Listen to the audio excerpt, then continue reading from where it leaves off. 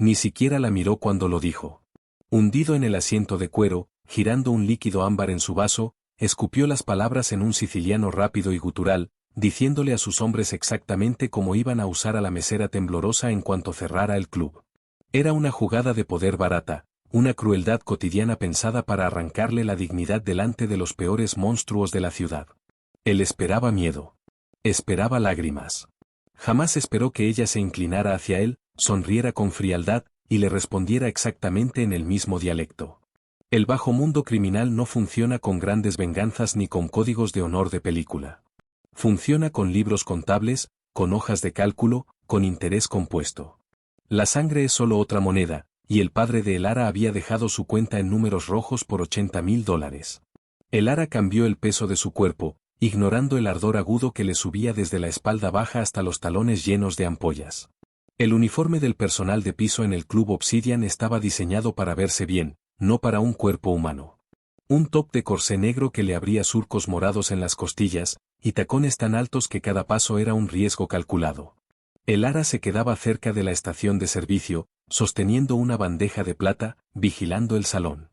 El Obsidian era un vacío de lujo. Absorbía el sonido, la luz y la moral. Hombres con trajes a la medida se sentaban en reservados forrados de terciopelo, bebiendo whisky que costaba más que el alquiler de Elara, riendo chistes que no tenían gracia. Eran concejales, promotores inmobiliarios, y los hombres que eran dueños de los concejales y de los promotores. A Elara no le importaba ninguno de ellos. Le importaba el reloj colgado detrás de la barra. Marcaba la 1. 46 minutos de turno. 46 minutos para quitarse los tacones, ponerse sus tenis gastados y tomar el autobús nocturno de regreso a un apartamento que se sentía demasiado vacío desde que su padre había desaparecido. Ni siquiera había dejado una nota. Solo un mensaje de voz hecho de estática, una disculpa balbuceada, y la pesada insinuación de que unos hombres venían en camino. Los hombres que llegaron no le rompieron las rodillas a nadie. Fueron mucho peor. Fueron educados. Llevaban papeles. Le ofrecieron un trabajo en un club propiedad de la familia Cross para saldar la deuda. El cálculo estaba amañado. El sueldo apenas cubría los intereses. Elara era una sirvienta por contrato metida en un vestido de cóctel, atrapada en una pesadilla burocrática manejada por matones. Poulsen, el gerente de piso, pasó a toda prisa junto a la estación de servicio. Era un hombre calvo, sudoroso permanentemente, que vestía trajes baratos y masticaba antiácidos como si fueran caramelos de menta. Esa noche se veía más pálido que de costumbre. «Limpia la mesa 4», le ladró Poulsen a un ayudante de camarero que pasaba, con la voz tensa. Luego se giró hacia Elara. «Tú, párate derecha. Deja de encorvarte». «Se me está fusionando la columna, Poulsen», dijo Elara, con la voz plana. «Es un milagro médico». «Cállate. Él está aquí». Elara no necesitó preguntar quién. El ambiente del salón cambió. No fue un silencio dramático de la música, sino un sutil cambio en la presión del aire. Las risas escandalosas de los reservados del rincón se apagaron. Los clientes de siempre clavaron la mirada en sus mesas, de pronto absortos por completo en sus tragos. El personal se movía un poco más rápido, con la cabeza un poco más baja. Las pesadas puertas de caoba de la entrada se abrieron, y una corriente de aire frío de otoño atravesó el club sofocante. Gabriel Cross entró. No caminaba con arrogancia. No miraba alrededor para ver quién lo observaba. Simplemente caminaba con el impulso pesado y agotado de un hombre que carga una enorme carga fea. Llevaba un abrigo de lana oscuro sobre un traje gris carbón hecho a medida. Tenía 34 años, pero las líneas alrededor de su boca y la mirada plana y muerta en sus ojos oscuros lo hacían parecer de 50. Su cabello oscuro estaba peinado con raya perfecta, y una tenue cicatriz plateada le cruzaba la ceja izquierda, rompiendo la simetría de un rostro implacablemente atractivo. Elara lo observó desde las sombras de la estación de servicio. Sintió que un nudo frío se le apretaba en el estómago. Ese era el hombre dueño de la deuda de su padre, el hombre dueño de su tiempo. Era el arquitecto de la jaula invisible en la que despertaba cada mañana. 4 hombres lo seguían. Les faltaba la elegancia hecha a medida de Gabriel. Eran corpulentos, cambiando el peso constantemente, con los ojos recorriendo las salidas, a los clientes, las sombras. «No lo mires», siseó Poulsen, agarrando el codo de Elara y jalándola detrás de la máquina de espresso. «No lo estoy mirando, mintió ella, sobándose el brazo donde los dedos húmedos de Poulsen la habían apretado. Gabriel y su escolta cruzaron el salón principal sin detenerse, evitando la sección VIP habitual, directo hacia el salón privado del fondo. Las pesadas puertas de roble se cerraron detrás de ellos con un golpe sólido y definitivo. El club exhaló en conjunto. El volumen de la música pareció subir de nuevo.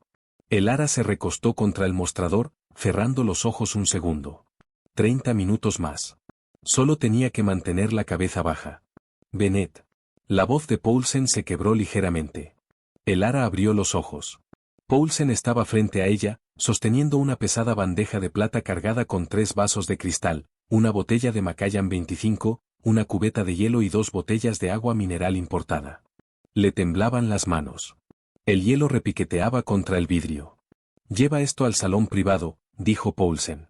El ara miró la bandeja. «Esa no es mi sección. Sara atiende el salón privado. Sara está en el baño vomitando de los nervios. Toma la bandeja, Bennett». «No». El ara cruzó los brazos sobre las costillas. «Yo trabajo el salón principal. No hago los salones privados».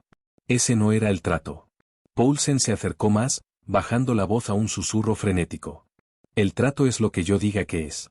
Porque si te niegas, te descuento el sueldo. Si te descuento el sueldo, te falta para la cuota semanal.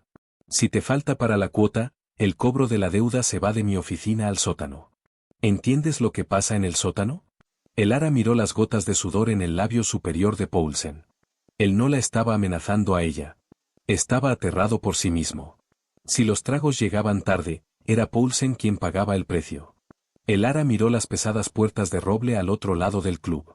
El nudo en su estómago se apretó aún más, transformándose de ansiedad fría en una rabia dura y cínica. Descruzó los brazos y arrancó la bandeja de las manos de Poulsen. «Si dejo caer esto», dijo el ara, «les digo que untaste de grasa los vasos». No esperó su respuesta. Se dio la vuelta y caminó hacia el fondo del club, sus tacones marcando un ritmo constante y fatalista contra la madera pulida. El pasillo que llevaba al salón privado estaba forrado de paneles acústicos. El bajo retumbante del sistema de sonido del club se convirtió en un latido lejano y sordo. 2 hombres de traje oscuro custodiaban las puertas de roble. No se movieron cuando el ara se acercó. Solo observaban sus manos, siguiendo la bandeja con la mirada, asegurándose de que no hubiera nada escondido bajo la servilleta de lino. Uno de ellos, un hombre de nariz rota y oreja de coliflor, dio un asentimiento seco y empujó la manija detrás de él. La puerta se abrió hacia adentro. El ara entró. El salón olía intensamente a cuero, a humo de puro caro y a ozono. La iluminación era tenue, proyectada por apliques ámbar sobre paneles de madera. Era un salón grande, pero se sentía sofocante. Gabriel Cross estaba sentado a la cabecera de una larga mesa de caoba.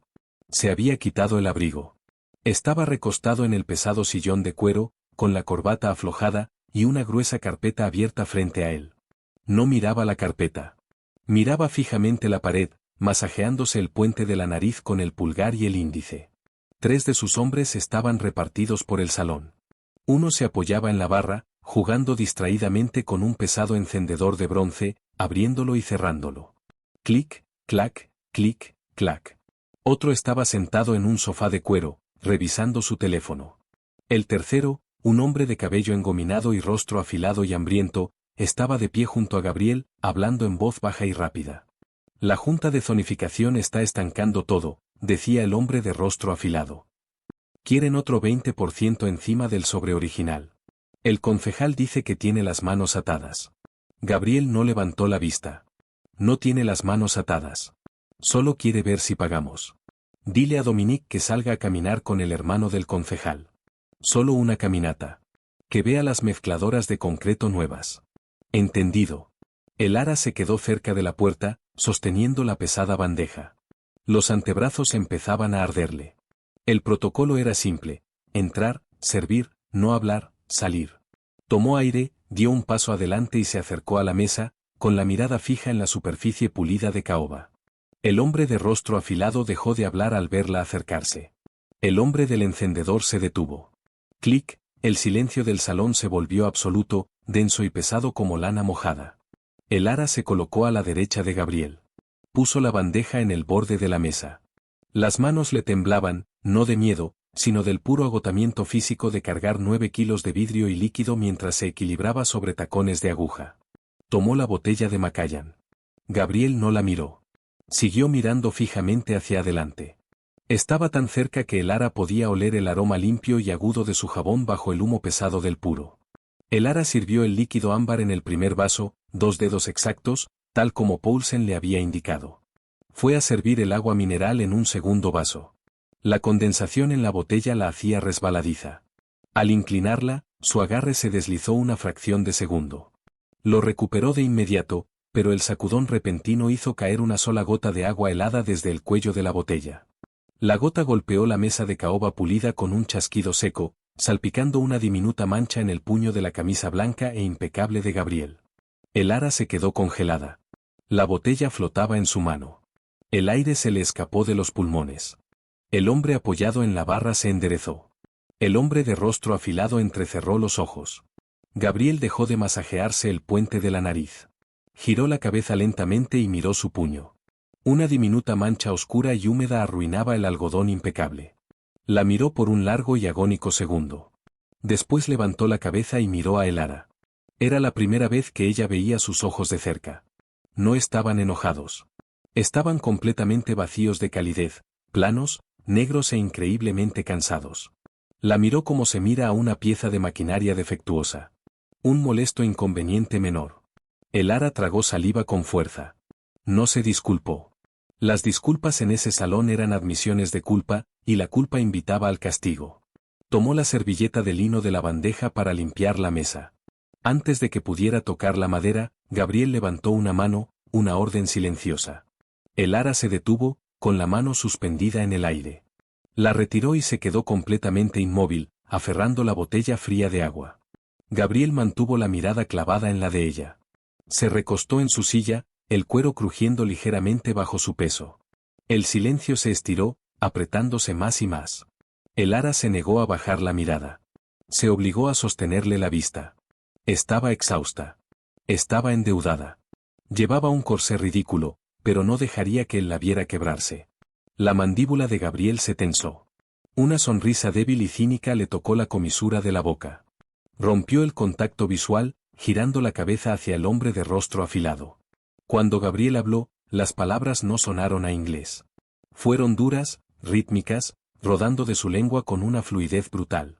Hablaba en siciliano, no el italiano romantizado que se enseña en las universidades, sino el dialecto callejero espeso de los muelles de Palermo, el idioma de las puertas cerradas y los juramentos de sangre. Elara se quedó perfectamente quieta. Su rostro permaneció como una máscara en blanco. Gabriel señaló vagamente hacia ella con la mano libre, su voz baja y cargada de un profundo aburrimiento. «Guárdala», le dijo Gabriel a su hombre. «Mírala». El hombre de rostro afilado sonrió con desprecio, mirando a Elara de arriba abajo como si fuera un corte de carne en la vitrina de una carnicería. «Trema come un cané bastonato», continuó Gabriel, tomando el vaso de whisky que Elara había servido y agitándolo. «Tiembla como un perro golpeado. Cree que voy a matarla por una gota de agua». El hombre de la barra soltó una risa. Un sonido cruel y feo. Elara clavó la vista en un punto de la pared detrás de la cabeza de Gabriel. Sintió el calor subiéndole al pecho. Un arrebato de rabia pura y sin adulterar. Gabriel no había terminado. Tomó un trago de whisky, tragó, y dejó el vaso sobre la mesa. Volvió a mirar hacia adelante, como si aún le hablara a su hombre. La voz de Gabriel bajó una octava, deslizándose hacia algo más oscuro. Cuando termine su turno, llévensela atrás. Veamos si sabe usar la boca para algo más útil que respirar. Si no, tírenla a la calle. El hombre de rostro afilado sonrió, arrastrando los ojos por las clavículas descubiertas de Elara. Con piacere, capo. Con gusto, jefe. Ellos creían que Elara era sorda a todo eso. Suponían que, porque llevaba un uniforme barato en un club americano, era solo otra pieza de carne sin educación, apenas un cuerpo tibio sirviendo tragos. No sabían nada de la abuela de Elara. No sabían nada de los veranos sofocantes en una cocina estrecha de Brooklyn, pelando tomates mientras su nonna maldecía la televisión en un siciliano vertiginoso. No sabían que, antes de que su padre apostara sus vidas en las mesas, su madre se había asegurado de que su hija hablara con fluidez la lengua de sus antepasados. Gabriel esperaba que ella se quedara ahí, sin más. Esperaba que temblara de humillación y de miedo, sabiendo que se burlaban de ella pero sin poder defenderse. Era una humillación casual, una manera de ejercer dominio sobre todo un salón pisoteando a lo más débil que había en él. Elara puso la botella de agua sobre la bandeja. No la azotó, pero el vidrio hizo un chasquido seco y deliberado contra la plata. Estiró la mano, tomó la servilleta de lino. Despacio, con método, limpió la única gota de agua sobre la mesa de caoba. Dobló la servilleta y la colocó cuidadosamente junto al whisky de Gabriel. Los hombres del salón la observaban, ligeramente confundidos por su calma. Elara por fin miró a Gabriel. No miró sus zapatos ni sus manos. Miró directamente sus ojos negros y planos. Dejó pasar un segundo largo y lento. Después se inclinó levemente hacia adelante, apoyando los nudillos en el borde de la mesa. De rodillas, dijo Elara, y su voz era baja. No temblaba. Era dura como el pedernal. El hombre de rostro afilado se sobresaltó físicamente. El hombre de la barra dejó de mover el encendedor. Gabriel dejó de respirar. Elara sostuvo su mirada, con el rostro inexpresivo. Continuó, con una pronunciación impecable, la cadencia dura del dialecto rodando de su lengua con una precisión venenosa. En este agujero. Te va a hacer falta mucho más que el dinero de mi padre para limpiar tu sangre del suelo. El silencio que siguió no fue como el silencio de antes. Este silencio era violento. Era como el sonido del vacío justo antes de que detone una bomba. El hombre de rostro afilado metió la mano dentro de su chaqueta, buscando la funda en sus costillas. El hombre de la barra dejó caer el encendedor y dio un paso pesado hacia adelante. Elara no se inmutó. Mantuvo los ojos clavados en Gabriel. El corazón le martillaba contra las costillas con tanta fuerza que pensó que el pecho se le iba a partir, pero mantuvo el rostro completamente en blanco. Había cruzado la línea. No había vuelta atrás. O iba a salir caminando de ese salón, o iba a morir dentro de él. Prefería lo segundo antes que dejar que ese hombre arrogante la redujera a nada. Gabriel levantó la mano. Fue un movimiento brusco y repentino. 2 dedos alzados en el aire. Los hombres se congelaron al instante. El hombre de rostro afilado dejó la mano dentro de la chaqueta, con los ojos muy abiertos de la impresión, mirando de Elara a Gabriel. Gabriel bajó lentamente la mano. No miró a sus hombres. Miraba fijamente a Elara. La mirada plana y muerta de sus ojos había desaparecido.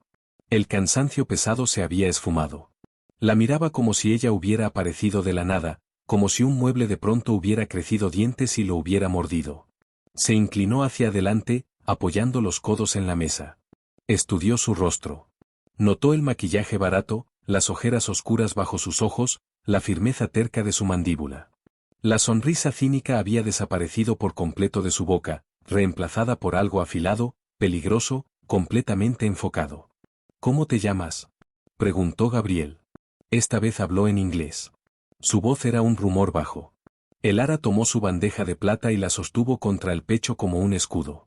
Bennett, dijo con frialdad. Tal como dice en el libro contable que compraste. Se dio la vuelta sobre sus talones, con la espalda perfectamente recta, y caminó hacia las puertas de roble. Esperaba una mano tirándole del cabello.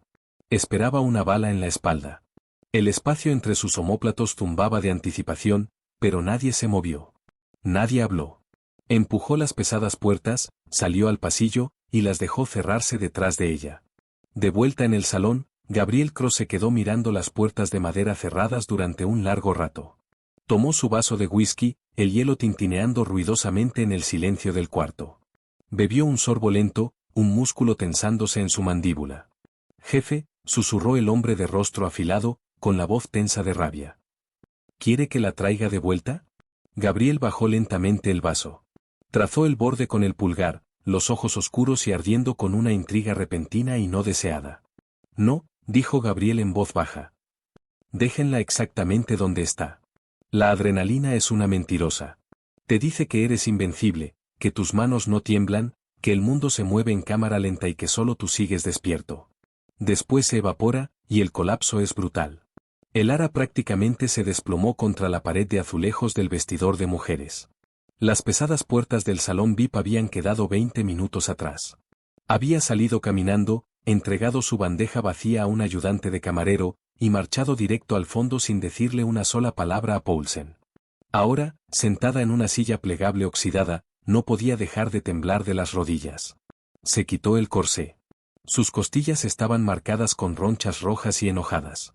Arrojó la prenda a su casillero de un empujón violento y se puso su suéter gris de talla grande. Olía a detergente barato y a café viejo, pero era una armadura. Se amarró los tenis, con los dedos torpes y entumecidos. Me va a matar. El pensamiento no era un ataque de pánico. Era frío, racional. Hombres como Gabriel Cross no dejaban que las meseras los humillaran frente a sus capós. El respeto era su moneda. El Ara acababa de dejarlo en bancarrota frente a su círculo íntimo. Ella desaparecería. Una estadística. Otra hija perdida en la marea de concreto de la ciudad. Bennett. Poulsen abrió de golpe la puerta del vestidor. Tenía la cara manchada, la corbata deshecha. La miró como si ella fuera una bomba a punto de estallar. ¿Qué hiciste? Jadeó. Rocco acaba de salir de atrás. Me dijo que te cortara. Estás fuera del piso, permanentemente. El estómago de el Ara se hundió. Ya empezaba. El borrado. ¿Dijo algo más? Preguntó, con la voz hueca a sus propios oídos. Dijo que te dijera que uses la salida de atrás. Poulsen retrocedió, sin querer estar dentro del radio de la explosión. No sé qué dijiste allá dentro, el Ara, pero estás muerta. No vuelvas por aquí. La deuda ya no es mi problema. Cerró la puerta de un portazo. El Ara miró la pintura descascarada de su casillero. La salida de atrás daba a un callejón que terminaba junto a los contenedores de basura. Era un punto ciego. Sin cámaras, sin luces de calle. El lugar perfecto para atrapar a una chica que se creía valiente. Podía intentar la puerta principal, pero los guardias trabajaban para Cross. Si corría, estaba admitiendo la derrota. La cazarían. El Ara tomó su bolsa de lona. Respiró profundo, saboreando el aerosol de la laca para el cabello y el cloro que flotaban en el aire del vestidor. Ella no era su padre. No iba a huir. Cruzó las puertas batientes, atravesó la cocina oscura, y empujó la barra metálica pesada de la salida de emergencia. La puerta gimió al abrirse, dejándola caer a la noche gélida de octubre. El callejón era un cañón de ladrillo y sombras. El olor a comida podrida y cerveza rancia le picaba la nariz. El Ara mantuvo la vista al frente, los pasos medidos. Apretó las llaves en su bolsillo, deslizando una llave metálica entre el índice y el dedo medio. Un arma patética, pero mejor que nada. Alcanzó a caminar 3 metros. Señorita Bennett. La voz vino de la sombra profunda junto al contenedor de basura. El Ara se congeló. Un hombre dio un paso hacia la luz tenue de la farola lejana. No era Gabriel. Tampoco era él. Capo de rostro afilado llamado Rocco. Era el hombre que había estado jugando con el encendedor junto a la barra. De cerca, era mayor de lo que ella pensaba, con el pelo entre canas y una nariz pesada y arruinada que claramente se había roto más de una vez. Llevaba un abrigo de lana oscuro, con las manos hundidas en los bolsillos. No se mueva, dijo el Ara. Su voz vaciló, traicionando la mentira de su valentía. El hombre se detuvo al instante. No sonrió.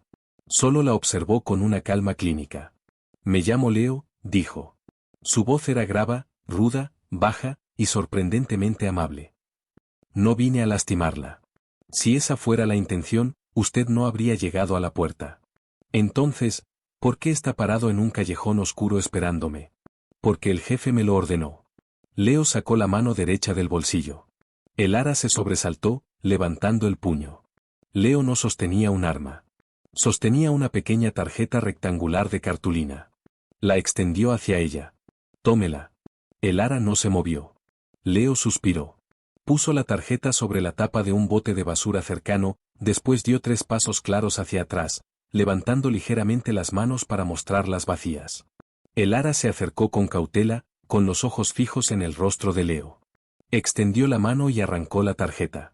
Era papel grueso y texturizado, con letras negras en relieve, Cross Holdings. 1400 State Street, piso 45. En el reverso, escrito con pluma fuente negra, 1 hora, 9 de la mañana. ¿Qué es esto?, preguntó el Ara. Es su nueva hora de entrada, dijo Leo. El jefe ya no la quiere en el piso. ¿Quiere matarme en una oficina corporativa en su lugar? Un fantasma de sonrisa genuina cruzó el rostro marcado de Leo. Si él la quisiera muerta, ya estaría muerta. Lo sorprendió esta noche. A Gabriel no le gustan las sorpresas, pero respeta el carácter. Usted lo tiene. Su padre claramente no le pasó esos genes. Elara se puso rígida al mencionar a su padre. 9 en punto, repitió Leo. No llegue tarde. No sirven whisky en el piso 45, pero el café es decente. Se dio la vuelta y comenzó a caminar por el callejón, disolviéndose de nuevo en las sombras. Elara se quedó sola en el aire helado, mirando la tarjeta en su mano, las letras en relieve clavándose en su pulgar. No estaba muerta. Tampoco era libre. Acababa de cambiar un corsé por una jaula hecha de vidrio. El edificio de la calle State número 1400 no parecía la fachada de una mafia. Parecía dinero.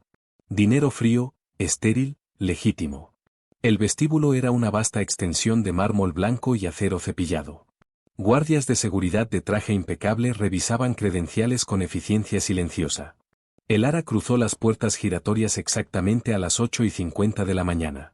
Llevaba pantalones negros de vestir, una blusa blanca modesta abotonada, y zapatos planos. Se había quitado el maquillaje del club, dejando la piel pálida y demacrada, las ojeras marcadas contra su piel. Se sentía completamente fuera de lugar entre los ejecutivos apurados y las asistentes impecables. Entregó su identificación en la recepción. La recepcionista apenas la miró antes de entregarle una tarjeta temporal. Piso 45. Directo hacia arriba. El ascenso en el elevador fue silencioso, con el oído tapándose en cada piso. El estómago de Elara se retorcía con cada nivel que pasaba. Cuando las puertas se abrieron, salió a un piso completamente silencioso. Una alfombra gruesa absorbía sus pasos. Un enorme escritorio de vidrio estaba vacío en el centro del vestíbulo. Más allá, ventanales del piso al techo ofrecían una vista vertiginosa del horizonte gris de la ciudad. Aquí, vino la voz desde una puerta abierta a su izquierda. Elara caminó hacia ella. La oficina era enorme, amueblada en maderas oscuras y cuero minimalista. Gabriel Cross estaba sentado detrás de un escritorio del tamaño de una mesa de comedor. Con la luz del día, se veía diferente. La iluminación dura del club le había proyectado sombras profundas en el rostro, haciéndolo verse demoníaco. Aquí, bañado en la luz gris de la mañana, el cansancio era más notorio. Se veía intensamente humano. La cicatriz en su ceja se veía pálida y marcada. Estaba revisando una pila de planos arquitectónicos, con una taza de café negro a medio tomar junto a su codo. No levantó la vista cuando ella se detuvo en la puerta. «Siéntate», dijo, señalando una de las sillas de cuero frente a su escritorio. Elara entró y se sentó. Mantuvo la postura rígida, las manos entrelazadas apretadamente sobre el regazo. Gabriel firmó un documento, cerró la pluma, y finalmente la miró, sus ojos oscuros clavados en los de ella, buscando el desafío de la noche anterior. Elara sostuvo su mirada, negándose a parpadear. $84.620, dijo Gabriel. Su voz era plana, como un informe de negocios. Elara sintió un pico de pánico. Eran 80. Mi padre debía 80. ¿Intereses?, respondió Gabriel con suavidad. El sueldo del club apenas cubría la acumulación semanal. Según mis cálculos, tú estarías usando ese corsé hasta los 42 años. La mandíbula de Elara se tensó. Entonces, ¿qué es esto? ¿Me trajiste para darme una lección de realidad financiera antes de romperme las piernas? Gabriel se recostó en su silla. La estudió, con la expresión ilegible. Rocco quería cortarte la lengua anoche. Se sintió irrespetado. Me dijo que usara la boca para algo útil, dijo Elara con frialdad. Lo hice. Hablé. Una sonrisa tenue y peligrosa le tocó los labios a Gabriel, y desapareció con la misma rapidez. Tu acento no es de libro de texto. Eso no lo aprendiste en un salón de clases. Es puro dialecto de Palermo, de la calle. Mi abuela. Ella me enseñó bien. Gabriel se inclinó hacia adelante, entrelazando los dedos sobre el escritorio. La actitud casual se esfumó.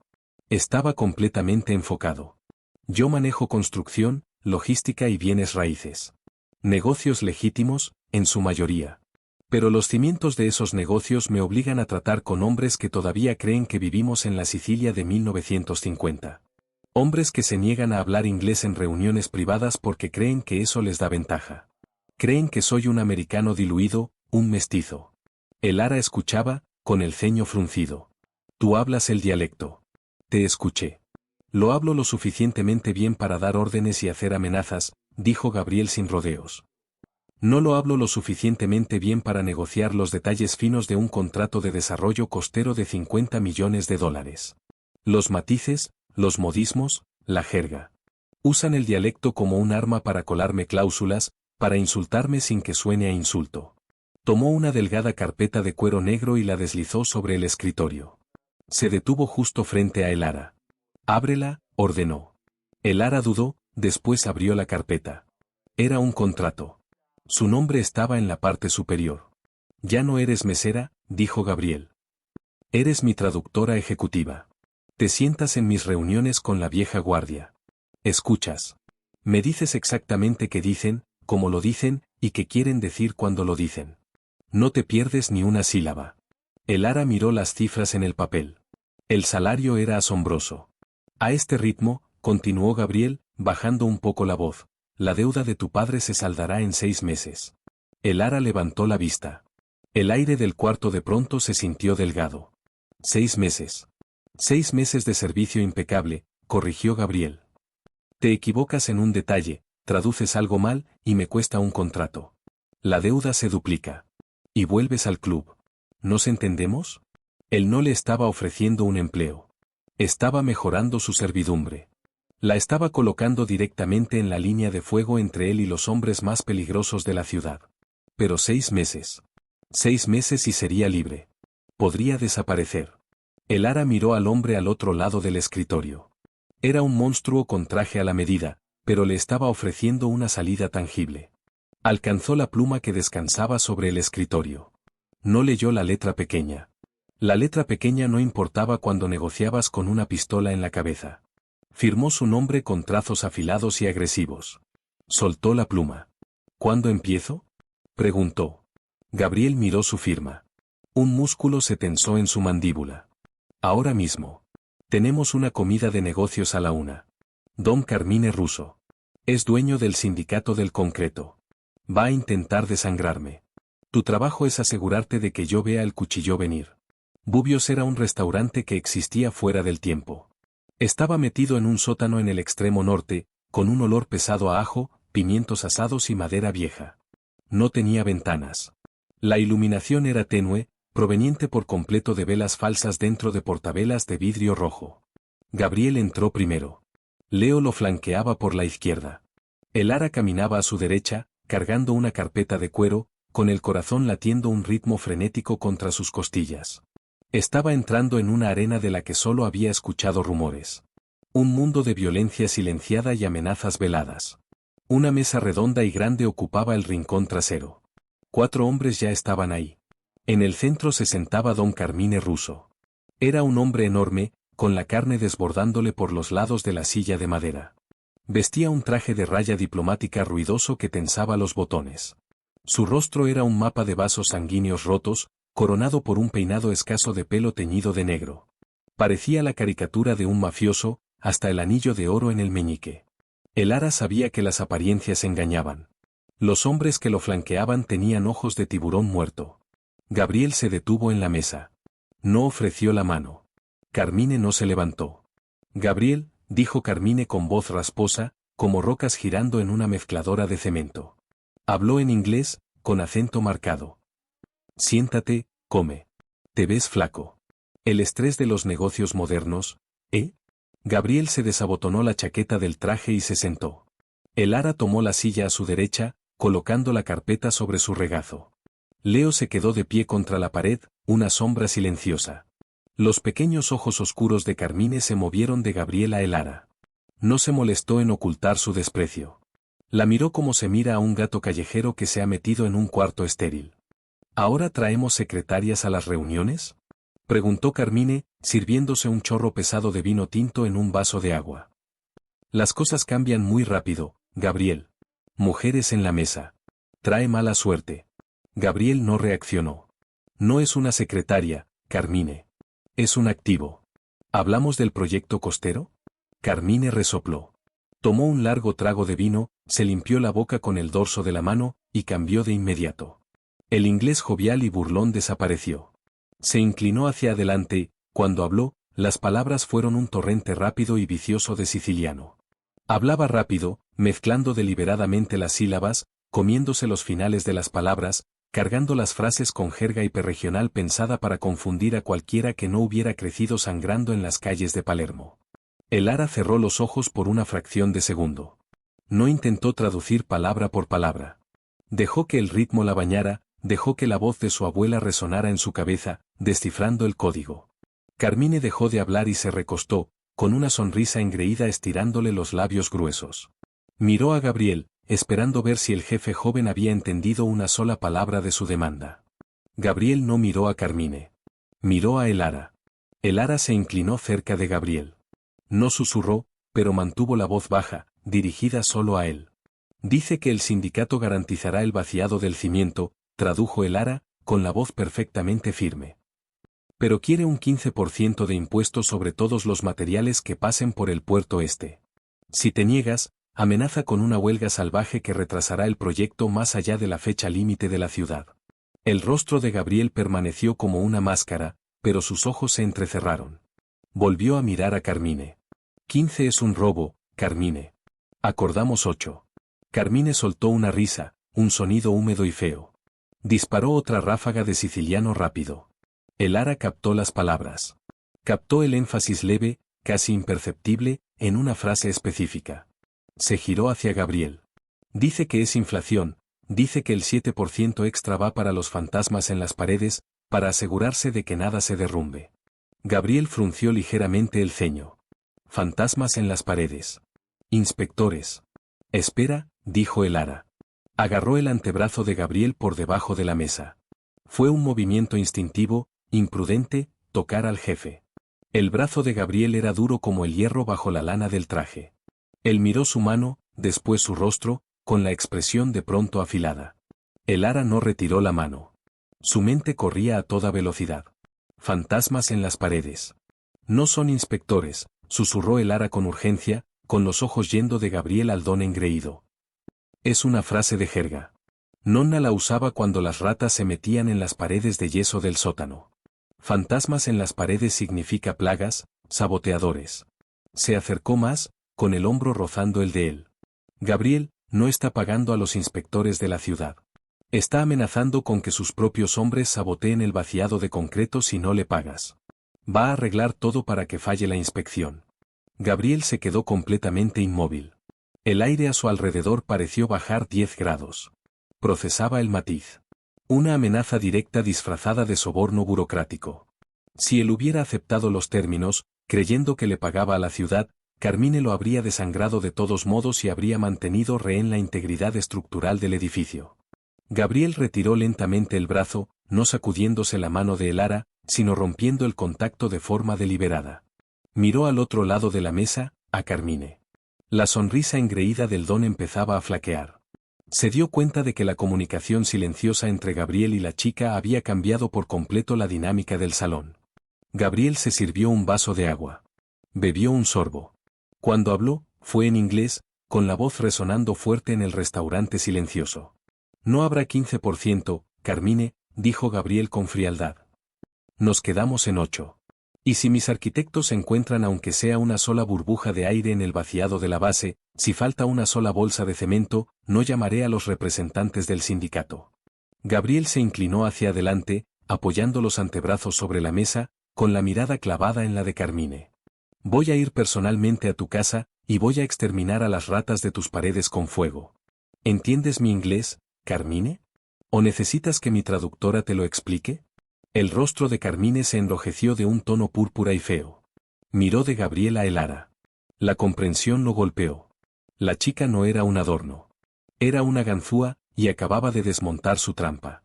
Traes una rata a mi mesa, escupió Carmine, con los ojos clavados en el ara con puro veneno sin adulterar. Se inclinó hacia adelante, apuntando con un dedo grueso y callado hacia ella. Puttana, ti taglio la lingua, ¿voy a cortarte la lengua? No terminó la frase. Gabriel se movió con una violencia fluida y aterradora. No se puso de pie. Simplemente estiró el brazo por encima de la mesa, agarró la pesada botella de vino tinto, y golpeó la base contra la mesa de madera, a centímetros del dedo apuntador de Carmine. El crujido del impacto sonó como un disparo. El vidrio grueso no se rompió, pero la madera de la mesa se astilló. Los dos tiburones que flanqueaban a Carmine se sobresaltaron, con las manos volando hacia sus chaquetas. Leo se despegó de la pared al instante, con una pesada pistola silenciada de pronto en su mano, apuntando casualmente al centro de la mesa. Nadie respiraba. El silencio era ensordecedor. Gabriel no había parpadeado. Sostenía el cuello de la botella de vino, los nudillos blancos. Sus ojos oscuros estaban fijos en Carmine, ardiendo con una furia fría y controlada. «Vuelve a apuntarle con el dedo, Carmine», susurró Gabriel. La suavidad de su voz la hacía infinitamente más aterradora que un grito. «Vuelve a hablarle. Te lo reto». Carmine miró la pesada botella de vidrio. Lentamente, deliberadamente, retiró la mano, dejándola caer sobre su regazo. Le hizo un gesto brusco a sus hombres, que bajaron las manos despacio. Gabriel soltó la botella. Se puso de pie, abotonándose la chaqueta. 8%. El papeleo se enviará a tu oficina, dijo Gabriel. No esperó respuesta. Se dio la vuelta, puso una mano firme en la espalda baja de Elara, y la guió lejos de la mesa. Elara caminó de forma mecánica. Podía sentir el calor que irradiaba la mano de Gabriel a través de su blusa.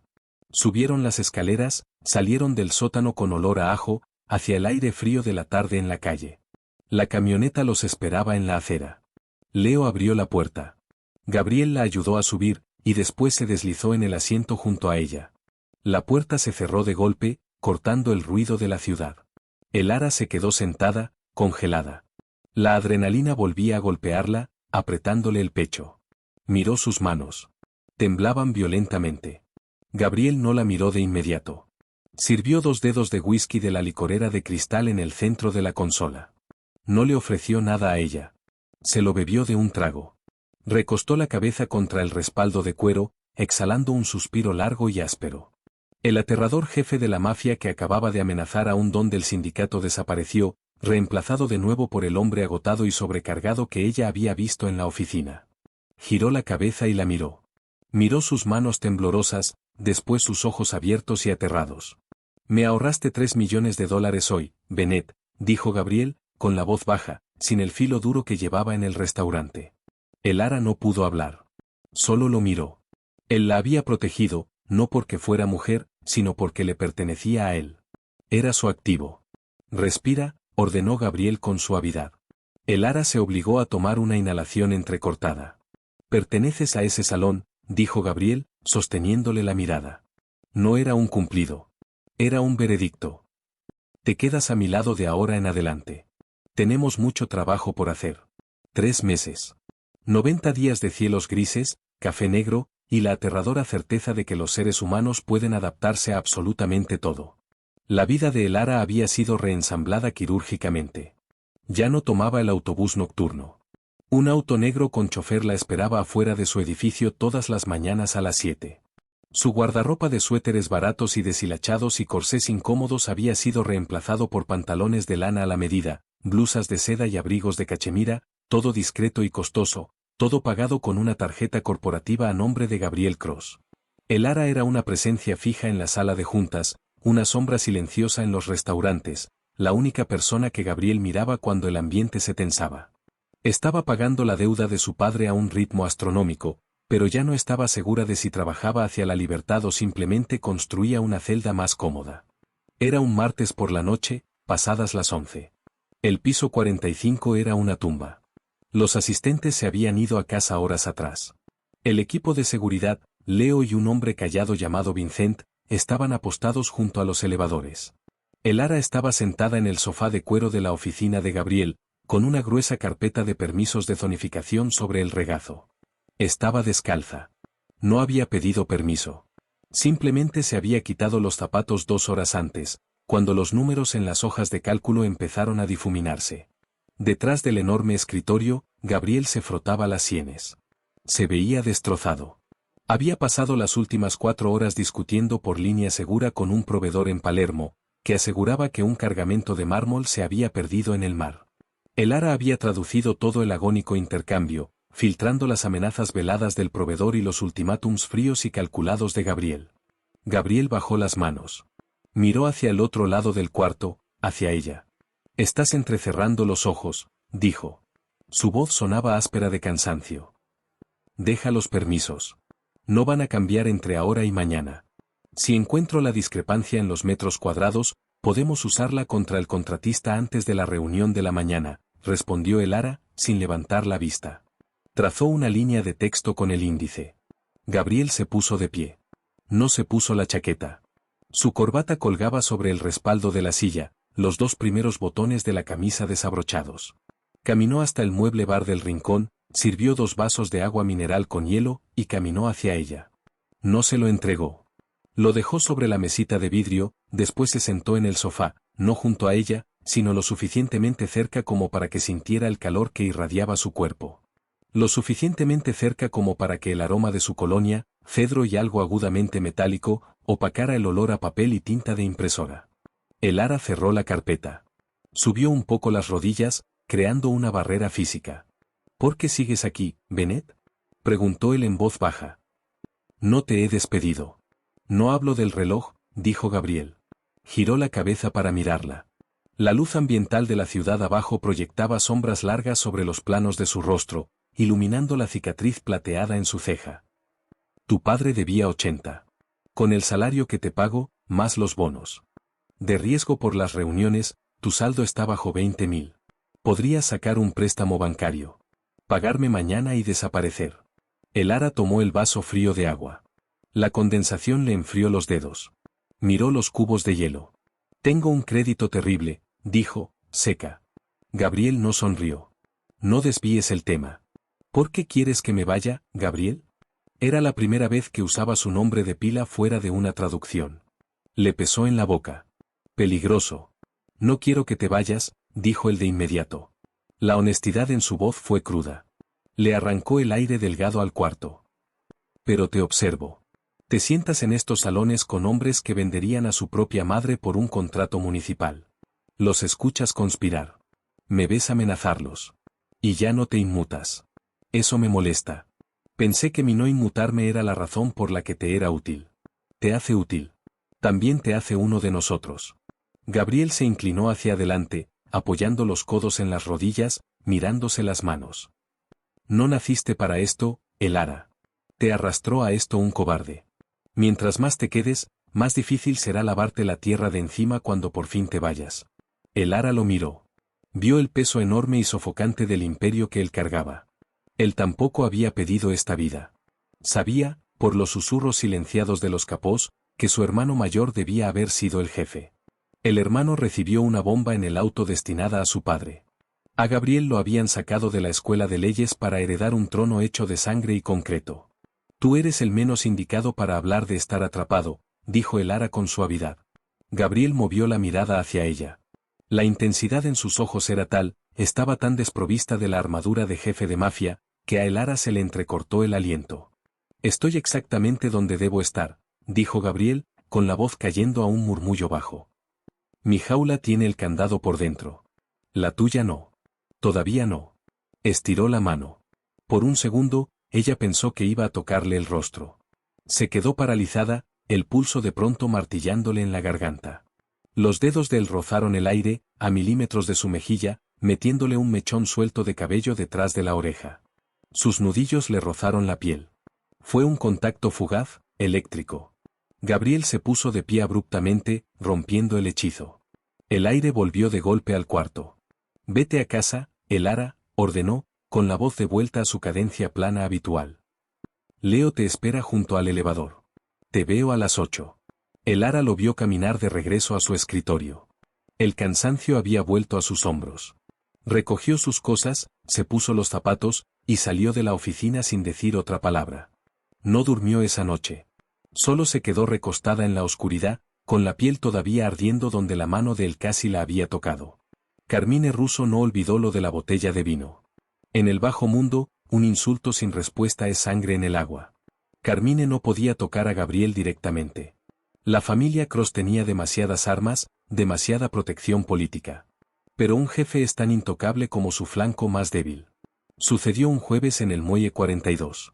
El viento que soplaba desde el Atlántico era brutal, cargando el olor a salitre, diésel y algas podridas. Gabriel inspeccionaba un cargamento de maquinaria pesada importada de Génova. La autoridad portuaria convenientemente se había ido a un almuerzo temprano. Los enormes contenedores de carga formaban un laberinto de acero corrugado y oxidado. El ara estaba de pie 2 pasos detrás de Gabriel, temblando a pesar de su pesado abrigo de lana. Sostenía una tabla con sujetapapeles, comparando los números del manifiesto con los códigos de serie estampados en las cajas. Leo y Vincent estaban repartidos, con los ojos recorriendo constantemente las pasarelas elevadas y los huecos entre los contenedores. Gabriel discutía en italiano rápido con un capataz aterrado que intentaba explicar un retraso en la descarga. «Dile que si la grúa no está operativa en 1 hora, lo va a colgar del gancho», le dijo Gabriel, sin voltear. El ara dio un paso adelante para traducir. El capataz palideció y salió corriendo, gritándole a su cuadrilla. Gabriel se frotó la nuca, exhalando una nube de aliento blanco. Se giró hacia el ara.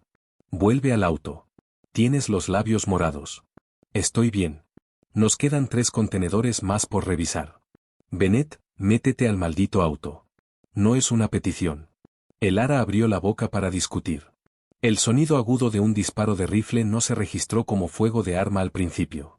Sonó como una tarima pesada de madera partiéndose por la mitad. El contenedor de acero pesado, a 1 metro de la cabeza de el ara, resonó como un gong. Una lluvia de óxido y fragmentos metálicos estalló hacia afuera. «Al suelo», rugió Leo. El ara no tuvo tiempo de reaccionar. Un peso pesado se estrelló contra ella desde un costado. Gabriel la derribó contra el asfalto mojado. El aire se le escapó de los pulmones en una ráfaga violenta.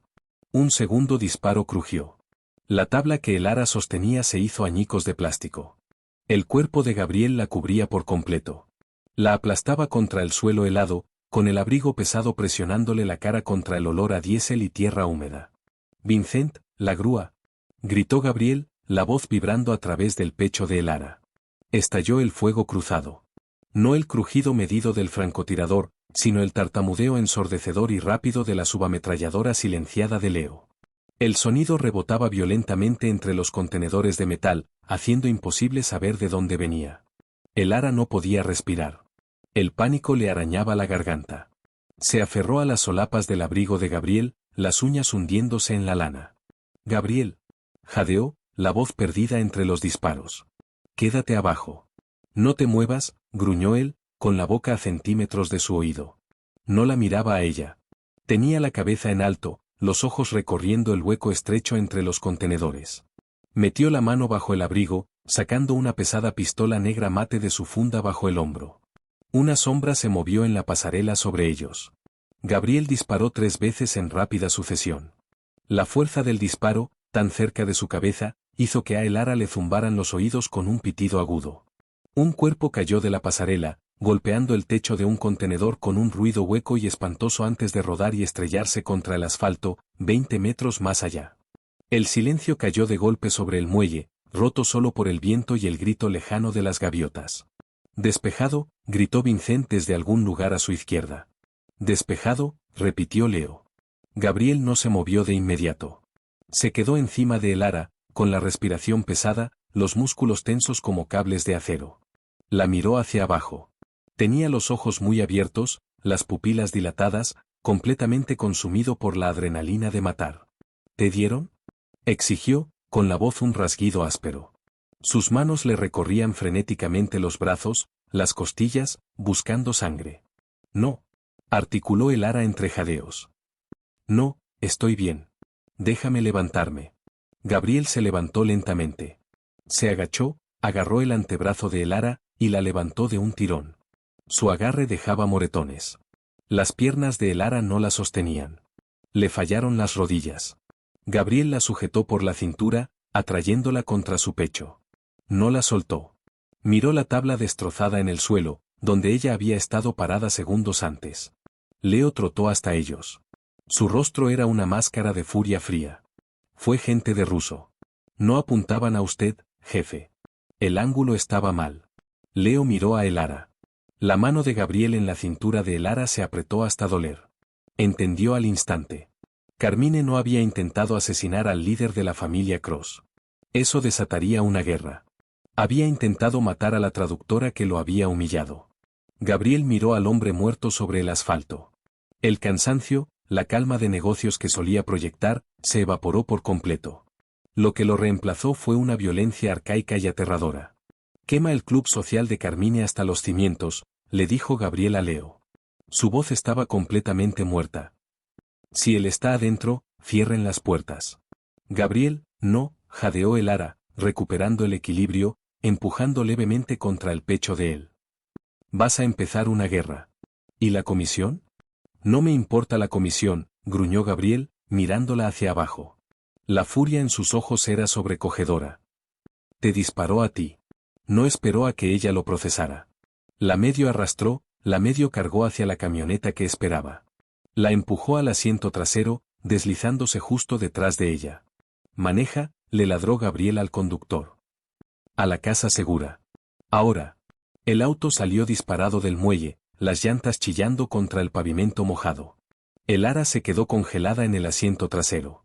El corazón le latía tan rápido que la vista se le nublaba en los bordes. Miró a Gabriel. Él miraba por la ventana, la mandíbula tan tensa que el músculo parecía a punto de romperse. Tenía una mancha de grasa y óxido en la mejilla, del suelo. No la había protegido con su cuerpo porque fuera su empleada. La forma en que la había cubierto, la violencia absoluta y desatada en sus ojos cuando dio la orden de quemar vivo a Carmine. No se trataba de proteger un activo. Se trataba de proteger lo que era suyo. La casa segura no era un búnker. Era el penthouse privado de Gabriel, en el centro de la ciudad. Un lugar que no existía en ningún registro público.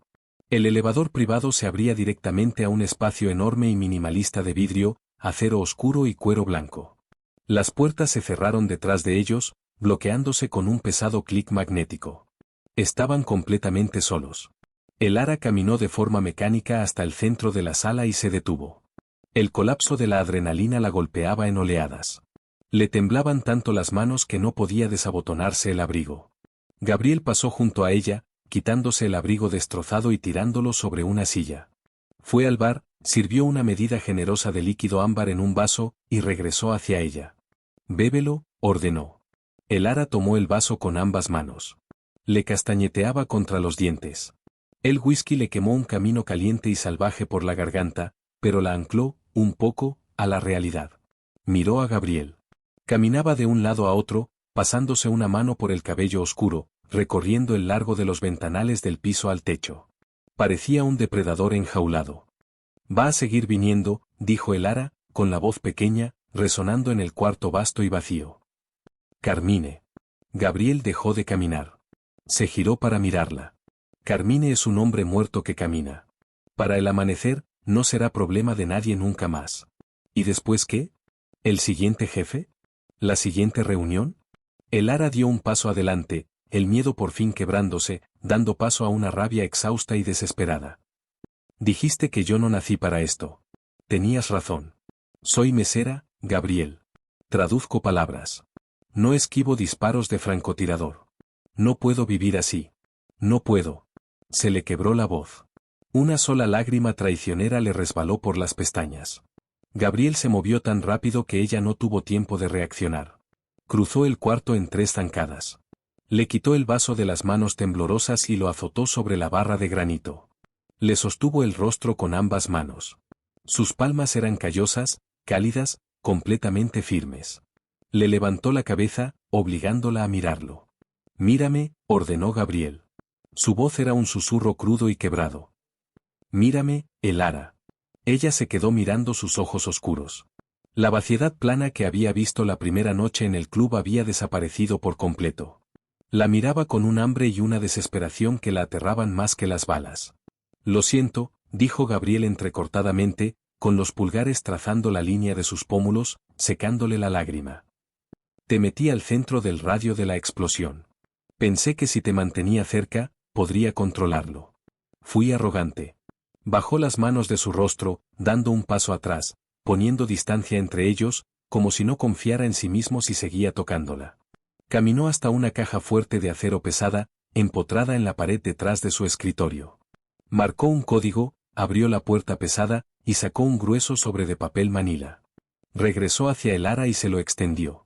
«¿Qué es esto?», Preguntó ella, sin tomarlo. Es el libro contable, dijo Gabriel. Su voz estaba completamente vacía de emoción. Los pagarés de tu padre, los contratos que firmaste, todo. El corazón de Elara se detuvo.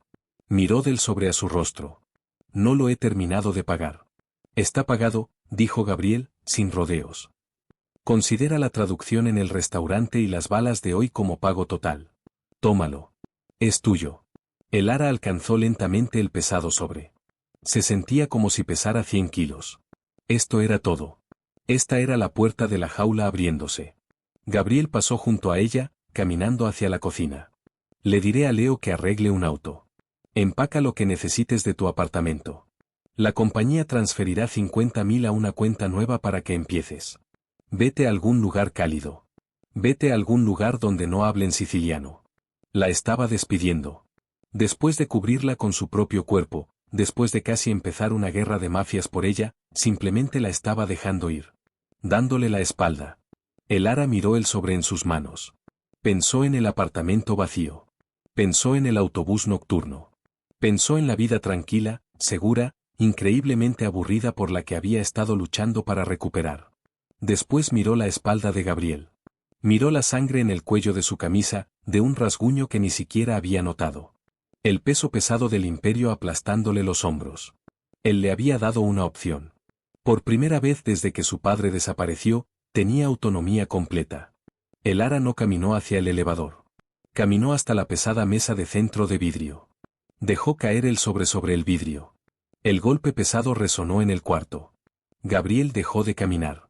Se dio la vuelta. Miró el sobre la mesa, después la miró a ella. Frunció el ceño, confundido.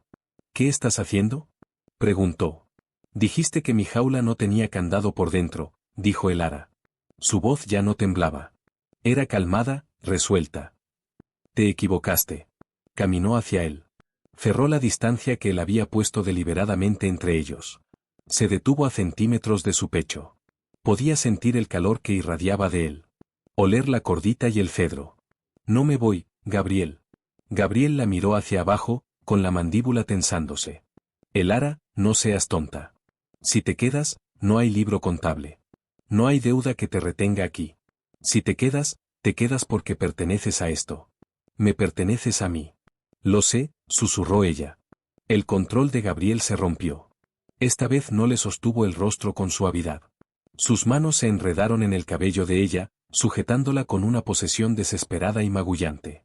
La atrajo hacia él, y su boca se estrelló contra la de ella. No fue un beso suave. Fue violento, alimentado por la adrenalina, el miedo, y meses de tensión reprimida y agonizante.